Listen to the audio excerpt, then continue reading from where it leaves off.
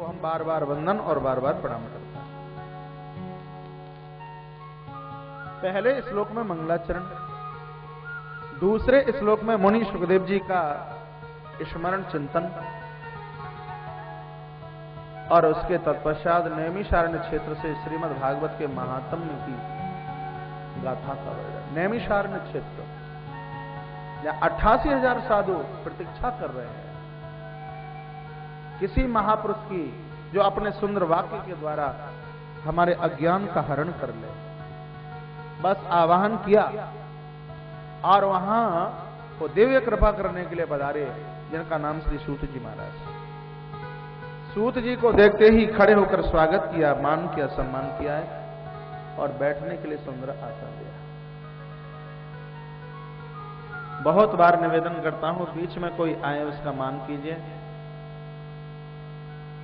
उसका सम्मान कीजिए, उसको देख करके अपना आसन छोड़ करके खड़े हो जाइए। जहां आप बैठे हैं आप खड़े हो जाइए। और दो जगह तो गलती खाई मत जाना, एक है शोभा यात्रा और एक है शव यात्रा। देवी देवताओं की प्रतिमाएं निकल रही हो, अपने स्थान से खड़े हो जाना। मैंने स्कंद पुराण में पढ़ा है कि भगवान जगन्नाथ जी की जब रथ यात्रा निकलती है तब भगवान नारायण अपना स्थान छोड़ करके खड़े हो जाता है। जब कोई मुर्दा शमशान घाट की तरफ चलता है, भगवान शिव खड़े होकर के हाथ जोड़ करके खड़े हो जाता है।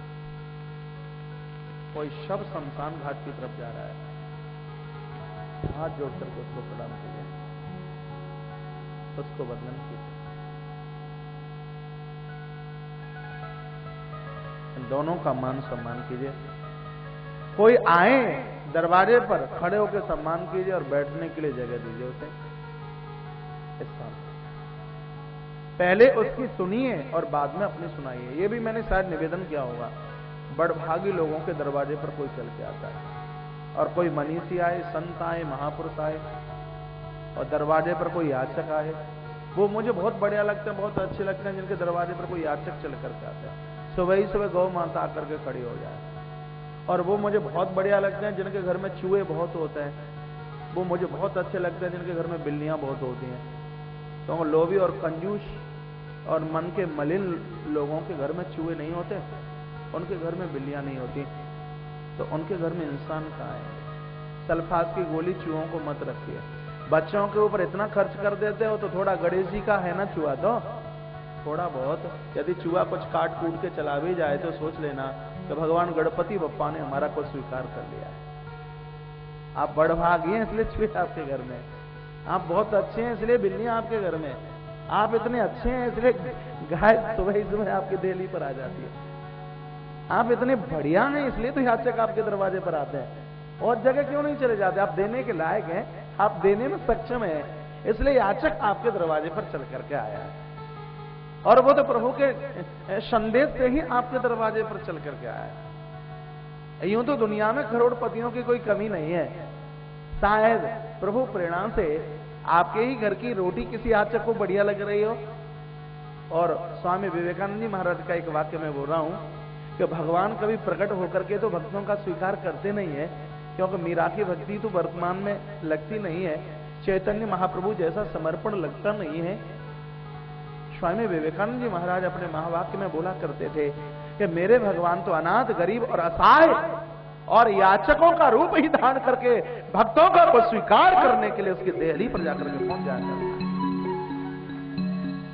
आवे अतिथि द्वार पर किए सकल सम्मान, ना जाने किस वेश में मिल जाए भगवान, पता नहीं कौन से रूप में वो चल करके आ जाए। किसी के दरवाजे पर महिष बन करके आ गया, किसी के दरवाजे पर एक स्वान बन करके आ गया, और किसी के दरवाजे पर एक लोहे का खम्मा बन करके आ गया। हो सकता है मेरे और आपके दरवाजे पर वो कहीं याचक बन करके आ गया हो, पता क्या है, आया है वो याचक, उसका मान कीजिए, उसका सम्मान कीजिए, उसकी बढ़ाई कीजिए और उसको कहिए अपना दाना आप हमारे आंगन में बैठ करके खा रहे हो, ये तो आपने बहुत बड़ी कृपा हमारे ऊपर करी है, बहुत बड़ी कृपा की। ऐसे श्री सूत जी महाराज आए हैं, महापुरुषों ने स्वागत सम्मान किया। बैठने के लिए आसन दिया है और तब अपने मन की बात कही है। चारों तरफ से कलिकाल नाच रहा है, उद्धार के लिए परम साधन बताइए। कलयुग कोई रूप नहीं है, आप ये सोचें किसी गाय भैंस का नाम कलयुग होगा। आज जी कलयुग चल रहा है, कलयुग चल रहा है, कलयुग चल रहा है। कलयुग है क्या? माता पिता की बात ना मानी जाए कलयुग है क्या? है कलयुग है। पूजा पाठ में मन न लगे कलयुग है। ठगाई के अलावा और कोई सिद्धांत नहीं रहा कलयुग है। झूठ के अलावा और कोई साधन नहीं रहा कलयुग है। बहन को बहन ना समझना, मां को मां ना समझना, पति को पति ना समझना, पत्नी को पत्नी ना समझना, गुरुओं को गुरु ना समझना, ये क्या है? ये कलिकाल है। मैं तो कितनी बार निवेदन करता हूं, हे परमात्मा, कभी किसी को इतनी ऊंचाई मत देना कि कोई मां बाप को ना समझे, कोई गुरुजनों को ना समझे, अपने संस्कार और संस्कृति कोई खत्म कर दे। ऐसी ऊंचाइयों की बिल्कुल कोई जरूरत नहीं है, कोई आवश्यकता नहीं। ऊंचाई आवे उतनी ही विनम्रता ज्यादा चल करके आए, उतनी ही विनम्रता ज्यादा चल। कलिकाल के दोषों से पुराण में जिसका वर्णन किया है, इनसे बचने का नाम ही तो भगवान का होना है। इनसे बच जाए तो समझ लें हम भगवान के हो गए। इनसे बचने की आवश्यकता है। भागवत इनसे बचने का कार्य करते हैं श्रीमद्। और भागवत के तो वो सूत्र हैं जिन्होंने सूत्रों को जीवन में उतार लिया है। वो लोग अपने जीवन में कभी गलती नहीं खा सकते, कभी धोखा नहीं खा सकते, वो अपने जीवन में कभी घाटा नहीं खा सकते। ऐसी श्रीमद् भागवत, जहां सूत जी महाराज के चरणों में सोनक ऋषि बैठे हैं और बड़ा सुंदर प्रश्न किया है, और इतना बढ़िया प्रश्न किया है। संतों के संग को गवा मत दीजिए, महात्माओं के बीच में गप्पे मत लगाइए, अपनी थ्योरी मत सुनाइए, उनका भी सिद्धांत समझ लीजिए थोड़ा। उनका सिद्धांत अकाट्य है, उनका सिद्धांत उतंग है, उनका सिद्धांत अविनाशी है। उनकी सुनिए। अन्न का कण और साधु का क्षण जिसने गवाया वो अभागा है। साधु का एक क्षण किसी डकैत रत्नाकर को महर्षि वाल्मीकि बना देता है।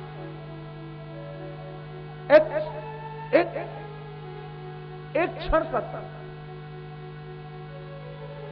किसी गोस्वामी तुलसीदास जी का एक शब्द राजस्थान की मीरा को कृष्ण का दीवानी बना दे। कृष्ण एक नहीं, ऐसे मेरे पास में बहुत प्रमाण है। वो लोग बड़े बड़े भागे हैं। जगा दीजिए, जगा दीजिए। रात को क्या किया था? सोइए मत।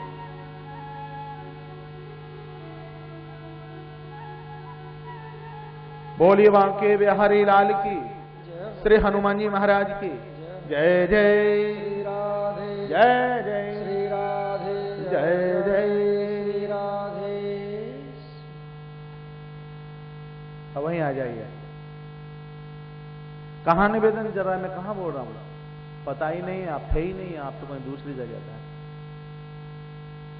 पंडाल में रहिए, मन को एकाग्रचित कीजिए। कथा का पहला दिन है, थोड़ा सा अभ्यास करना पड़ेगा, और फिर कल से तो तुम्हारा चित्त कहीं भाग ही नहीं सकता। इतना खा करके आइए, मत के नींद आ जाए। न जाने कितनों ने मुझे सुबह से पूछा, महाराज बताइए भूखे रहे हैं कि खा लें, कि भोजन कर लें, कि फलाहार कर लें। मुझे क्यों पूछते हो? तो आपका मन जो करता है तो कीजिए। भंडार में तो व्यवस्था सब है, फलाहार की भी है, आहार की भी है। ठीक है, जैसा आप समझ, जैसा आपका मन करता है वैसा। लेकिन ज्यादा खा करके आ जाओगे तो ये बात बिल्कुल परिपक्व है, बैठ नहीं सकते, बैठ नहीं सकते। बोलिए भक्तवत्सल भगवान की, कृष्ण कन्हैया लाल की जय जय, जय जय, जय जय।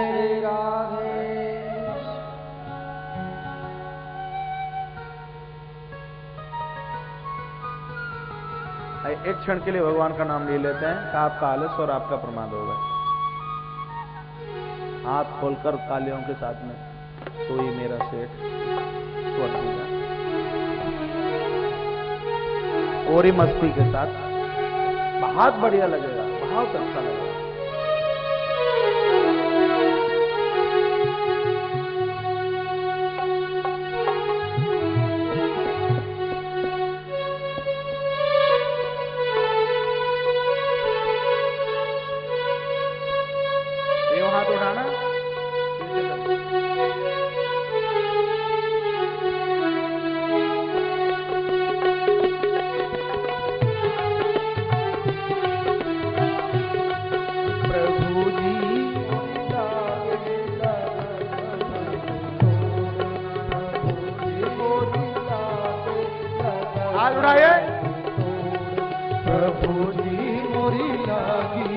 लगन मत तोड़ना, लागी लगन मत तोड़ना मेरे श्याम, लागी लगन मत तोड़ना हो श्याम, लागी लगन मत तोड़ना, प्रभु जी मोरी लागे लगन मत तोड़ना, प्रभु जी मोरी लागी लगन मत तोड़ना।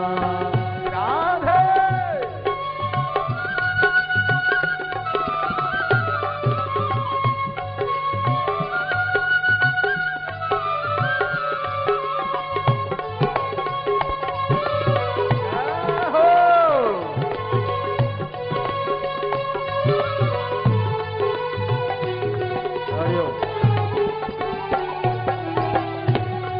प्रभु जी मोरी लागी लगन मत तोड़ना, खेत तो बाई मैंने तेरे नाम की, खेती बुवाई मैंने तेरे नामों की, मेरे भरोसे मत छोड़ना मेरे श्याम, मेरे भरोसे मत छोड़ना, प्रभु जी मोरी लागी लगन मत तोड़ना, प्रभु जी मोरी लागे लगन मत तोड़ना। एक बार हाथ उठा के देखिए लागी लगन मत तोड़ना हो, लागी लगन मत तोड़ना, प्रभु जी मोरी लागे लगन मत तोड़ना, प्रभु जी मोरी लागे लगन मत तोड़ना। ये ब्राह्मण कहाँ जा रहे हैं?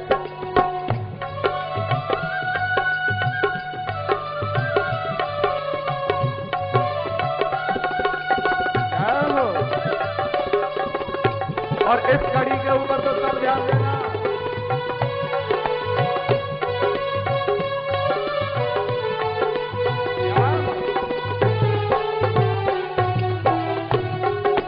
तू ही मेरा सेठ है, तू ही साहूकार है, तू ही मेरा सेठ है, तू ही साहूकार है, तू ही मेरा सेठ है, तू ही साहूकार है, तू ही मेरा सेठ है, तू ही साहूकार है, तू ही मेरा सेठ है, तू ही साहूकार है, तू ही मेरा सेठ है, तू ही साहूकार है। ब्याज पे ब्याज मत जोड़ना मेरे श्याम, ब्याज पे ब्याज मत जोड़ना, प्रभु जी मेरी लागी लगन मत तोड़ना, प्रभु जी मेरी लागी लगन मत तोड़ना। जय हो।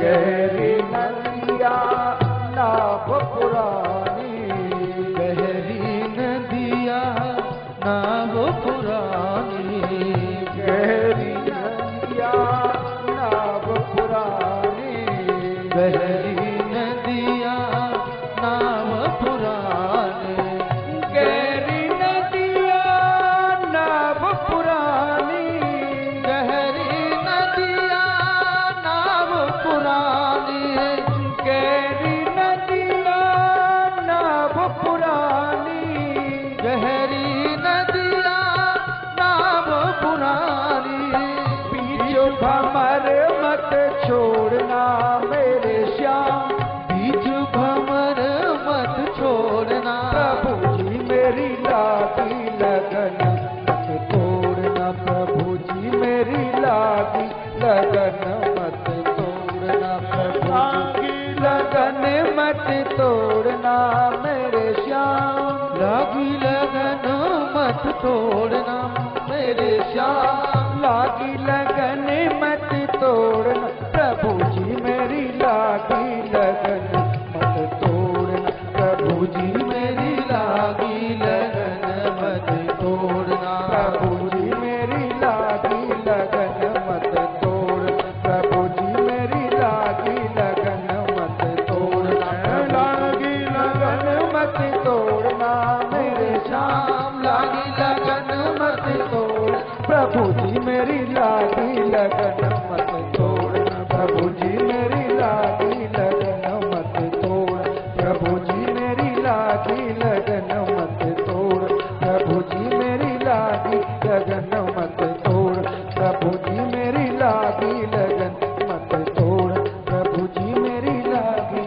लगन मत तोड़ना, लागी लगन मत तोड़ना मेरे श्याम, लागी लगन मत तोड़ना, प्रभु जी मेरी लागी लगन मत तोड़, प्रभु जी मेरी लागी लगन मत तोड़ना।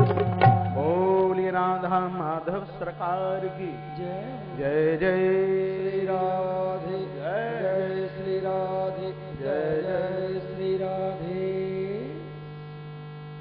मंच पर साउंड बहुत कम है, क्या बात है? थोड़ा वॉल्यूम खोलिए, चेक कीजिए मैं।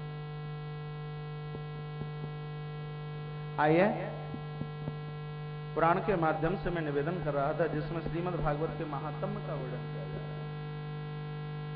वो लोग बहुत बढ़िया है, किसी की महिमा का वर्णन करते हैं, महिमा का वर्णन कीजिए।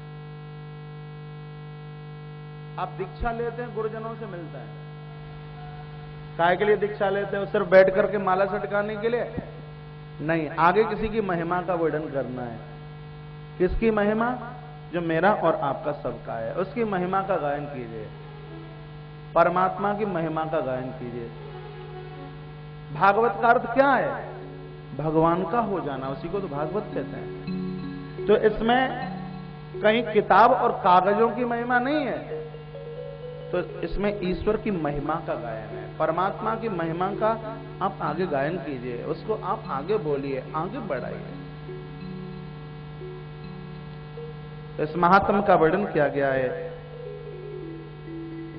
कहा कि सुकृताल की माटी में, ये तो दुनिया में बहुत तीर्थ हैं, बहुत तीर्थ हैं, दो स्थान अपने आप में बड़े पावन हैं। नैमिषारण्य यूपी का बड़ा सुहावना तीर्थ है, नैमिषारण्य। कभी मौका मिले नीमसार जरूर जाना, नैमिषारण्य। एक और गजब का तीर्थ है, हरिद्वार से पहले 90 किलोमीटर पहले, हरिद्वार से, जहां दिव्य कलरव माता गंगा का है। ये वही स्थान है जहां महाराज परीक्षित ने गुरुदेव स्वामी सुखदेव मुनि के मुंह से श्रीमद् भागवत की कथा का रस पाया। इनमें ऐसे बहुत से भक्त बैठे हुए हैं जो 16 जून 2002 में सुकृताल की माटी में थे, बहुत बैठे हैं। उस आनंद को कभी भुला नहीं सकते। जिस कथा के मुख्य परीक्षित, मुख्य यजमान के रूप में लाला श्री विनोद कुमार जी अग्रवाल, माता सुधा देवी अग्रवाल, और समूचे आयोजन के मुख्य यजमान के रूप में थे। बहुत विराट आयोजन था, बहुत भारी भीड़ थी। बैठे हैं परिसर में, जो गए हैं वो उसका अनुभव कर सकता है। कब दिन होता कब रात होती पता ही नहीं लगता। सुकृताल का आनंद जो वहां रहे हैं वो बोला नहीं सकते। श्री जीवनदास अरोड़ा जी की टीम वहां भी बरकरार ऐसे ही थे बिल्कुल। जहां ऐसे विशाल आयोजन, वहां मैं कह देता हूं अन्नपूर्णा तो मेरी मां है खासम खास। हर व्यवस्था में हो सकता है किसी में कमी हो जाए, श्रम में हो सकता है कहीं न कहीं कमी हो जाए, रहने में कमी हो सकती है, पांडाल में कमी हो सकती है, मंच में कमी हो सकती है, यहां नहीं कहीं भी। माता अन्नपूर्णा का तो ये बालक लाल है, कहीं भी कमी हो सकती है, लेकिन माता अन्नपूर्णा की भोजन व्यवस्था में कहीं कमी नहीं हो सकती, बिल्कुल कहीं भी। आप उज्जैन को नहीं बुला सकते। 2 महीने विशाल भंडारा चला था, खुला हुआ बिल्कुल, कहीं कोई रोक नहीं थी। हजारों में नहीं लाखों लोगों ने भोजन किया होगा, लाखों लोगों ने उस कथा के मुख्य परीक्षक के रूप में श्री जीवनदास जी अरोड़ा थे और सब लोगों का बहुत विशेष सहयोग था, बहुत बड़ा सहयोग था। वहां भी किसी भी प्रकार की, बिल्कुल कोई किसी भी प्रकार की कमी नहीं थी। 2 महीने तक स्नान।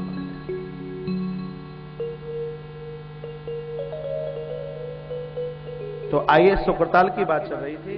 8-10 दिन सुकताल की माटी में जो आनंद लिया उसको भुला नहीं सकते। उसी माटी की यहां चर्चा है।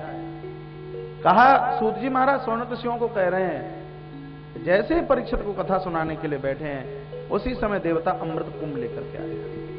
आग्रह किया कथा सुनने का, कहा अमृत राजा को पिला दीजिए।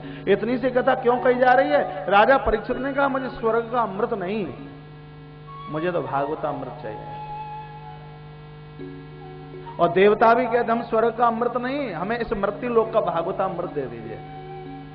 वो भागवत अपने आप में कितनी अनुपम होगी, वो भागवत अपने आप में कितनी बृहद होगी। वो भागवत जहां देवता कहते हैं कि हम स्वर्ग की इच्छा नहीं करते, हमें स्वर्ग नहीं चाहिए, ना स्वर्ग का अमृत चाहिए, हमें कैसे भी भागवत अमृत दे दिया जाए।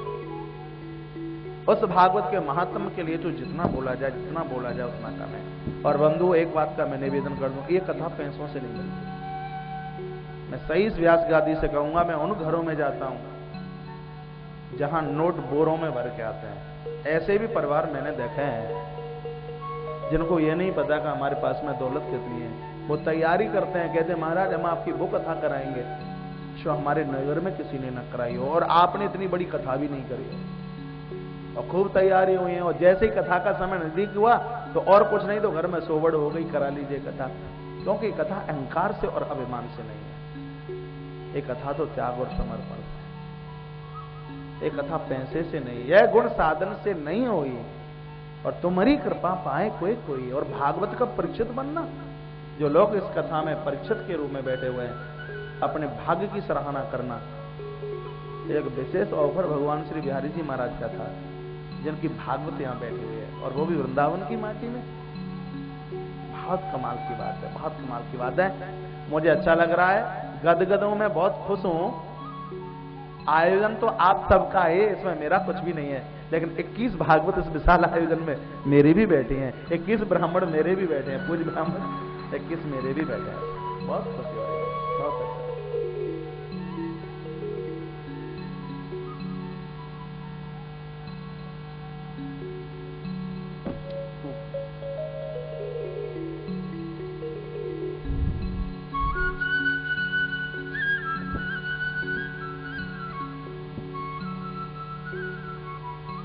कल भी मैंने निवेदन किया था, ये मौका मत चुकिए। जब प्रातः पूजा का 9 बजे का समय, तो आप 8:30 बजे यहां आ जाइए, उसमें कहने की जरूरत ना पड़े। आप आए, अपना घर छोड़कर, बिजनेस छोड़ करके आए, फैक्ट्रियां दुकान छोड़ करके आए, और भंडारा तो अपने घर का है, वो कहां जाने वाला है। पूजा से चूकिए मत, पूजन में आकर के बैठिए। और जिन लोगों की ड्यूटी सेवा में लगा दी गई है, उनकी तो सेवा ही एक पूजन से बहुत ज्यादा है। उन सबकी तरफ से पूजन मैं कर रहा हूं। फिर जिनकी ड्यूटी यहां व्यवस्थाओं में लगी हुई है, तो उनके लिए वो सेवा भी अपने आप में एक बहुत बड़ी पूजा। लेकिन जिनकी कोई सेवा में कोई ड्यूटी नहीं, कहा हम तो ड्यूटी करना चाहते हैं, बताया कहाँ है? सेवा बताई थोड़ी जाती है, सेवा तो पकड़ ली जाती है। और मैं एक एक कर को टेलीफोन कर करके बताऊं कि आपको ये करना है, आपको ये करना है, तो उसका तो कोई महत्व नहीं है। उसका तो कुछ झूठा गिलास कहां डला है आपको देख लेना चाहिए, कूड़ा दान कहां उल्टा पुल्टा हो रहा है आप देख लीजिए, कारपेट कहां से गंदी हो रही है और कहां से उखड़ रही है, ये देख लीजिए आप। ये तो सब आपको बिल्कुल पकड़ लेने की आवश्यकता है। तो मैं बात तो पूजा की कह रहा था। प्रभात में आप ज्यादा देर मत, ज्यादा लेट मत होइए। पूरे वृंदावन तक लोग आप लोग जहां रुके हुए हैं, आपके पास में, बहुतों के पास में तो निजी वाहन है, पहले जल्दी आप आ जाइए और फिर अपने वाहनों को, जहां वहां तक पूरी व्यवस्था नहीं हो पा रही, वृंदावन का परिक्रमा मार्ग बहुत खुदा पड़ा हुआ है। पागल बाबा मंदिर से कहां से घूम घूम करके गाड़ी जाती है, और बस तो निकल भी नहीं पा रही वहां तक।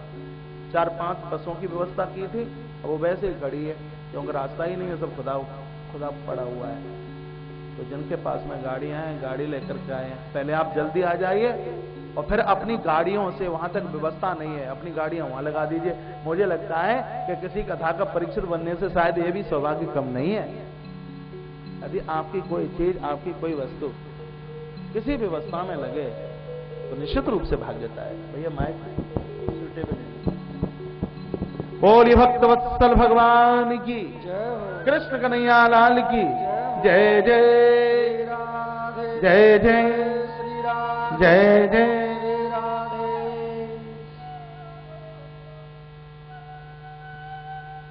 हाँ, तो मैं निवेदन कर रहा था श्रीमद् भागवत के लिए।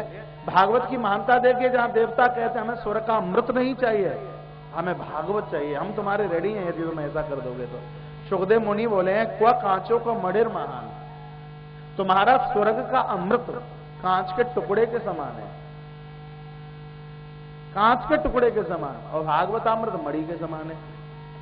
और ऐसा दुनिया में कौन पागल होगा जो कांच के बदले में मणि दे दे, और तुम बदले की बात करते हो।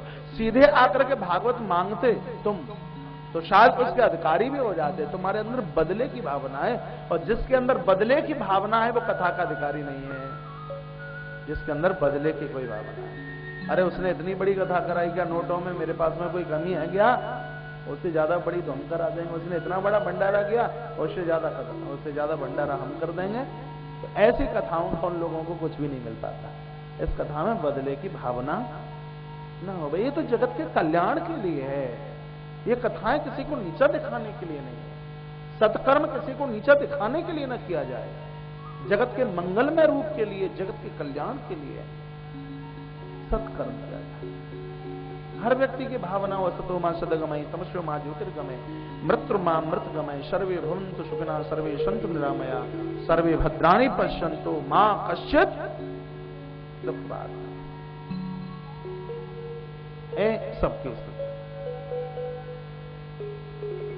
मना कर दिया, आप इसके लायक नहीं। देवता सीधे परीक्षित के पास में पहुंचे, परीक्षित को कहा, परीक्षित ने कहा मां के गर्भ में चल रहा था, स्वर्ग के अमृत ने रक्षा नहीं की। जिस प्रभु ने मुझे बचाया मैं उनका ऋणी हूं, मुझे भगवान की कथा चाहिए। ये पूरा मूल मंत्र क्या कहता है? ईश्वर से सर्वोपरि अपने जीवन में कभी किसी को समझिए मत। ईश्वर से सर्वोपरि अपने जीवन में किसी को मत समझिए। ठीक है, गुरु की एक जगह है, बढ़िया है, गुरु जी की कृपा है, तो उनके माध्यम से भगवान के चरणों में हमारा मन लग रहा है। लेकिन ये तो नहीं होना चाहिए भोलापन कि अब हमने भगवान की तस्वीर कोई उठा करके एक तरफा कर दिया है। ऐसा तो हम ना करें, प्रभु को खूब मानिए, खूब मानिए। आइए, वहीं देवता लोग चले गए, ब्रह्मा से शिकायत की है, कथा सुनने के लिए गए, हमें कथा नहीं सुनाएगी। तब तक समाचार मिला, राजा की मुक्ति हो गई। आश्चर्य ब्रह्मा को हुआ, सत्यलोक को तराजू बनाया और वहां श्रीमद् भागवत के गौरव का पता लगाया।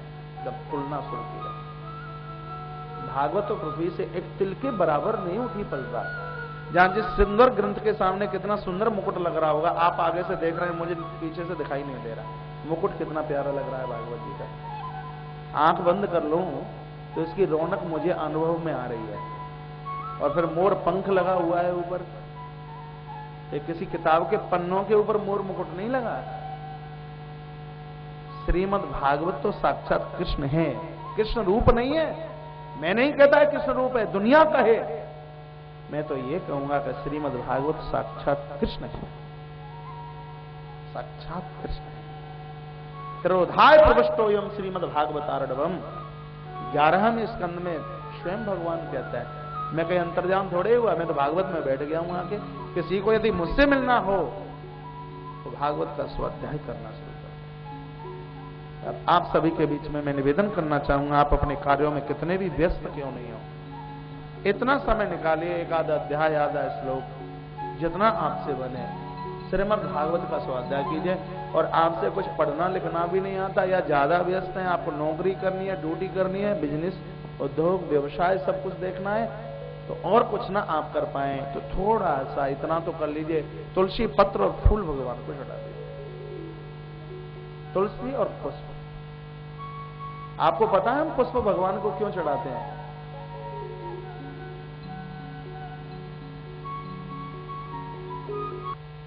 आइए, बात चल रही थी कि श्रीमद् भागवत के ऊपर फूल चढ़ाना बड़े सौभाग्य की बात है। फूल क्यों चढ़ाया जाता है? क्योंकि पुष्प एक भक्त का हृदय है। नारियल क्यों चढ़ाते हैं? नारियल मस्तिष्क है।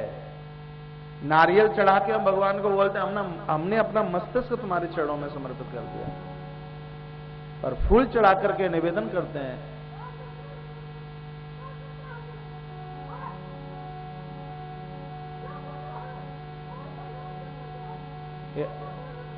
इसको पकड़ के बाहर कीजिए, इसको 1 मिनट में बाहर कीजिए। पकड़िए इसको, बाहर कीजिए।